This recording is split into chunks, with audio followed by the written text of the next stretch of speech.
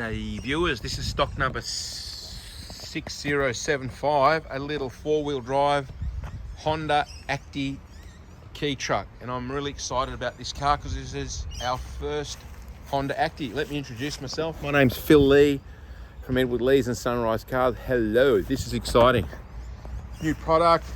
We've been selling Daihatsu Hi-Jets, which kind of look the same. There's a whole, just about every Japanese manufacturer makes key trucks. This is a massively important segment of the motoring industry in Japan, and it makes sense. These are very useful trucks in a busy big city. If you're into economy and utilization of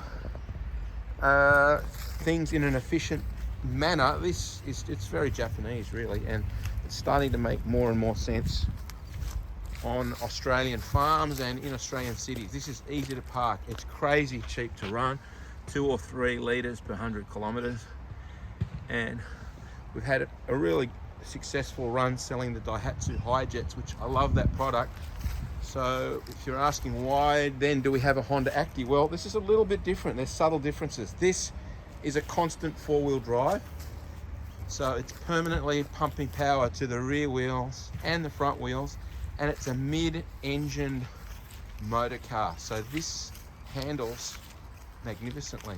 It's like a little sports car going around corners. It's got a very zippy 3-cylinder motor. The engine, I think, is very similar, might even be the same, I'm not sure. They seem to share components in Japan amongst the big manufacturers.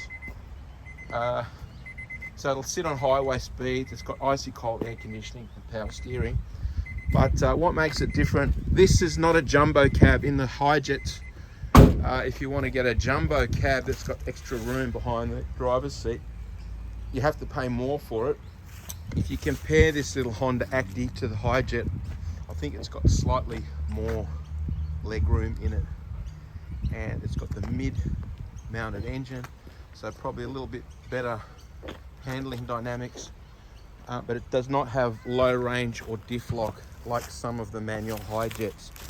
I got excited to own this one because it's just traveled 4,500 kilometers only, so it's really like buying a brand new car. It's a 2020 model. It's got a bed liner in it, and it's super comfortable. I'm 6 foot tall. I've got loads of leg room in this one, and I think that might be important for some Aussie drivers that are concerned about the space and they don't want to go for the jumbo or the extra cab in a Hi-Jet. This is a perfect compromise, somewhere in the middle. A lot of fun to drive, very zippy, going through the gears.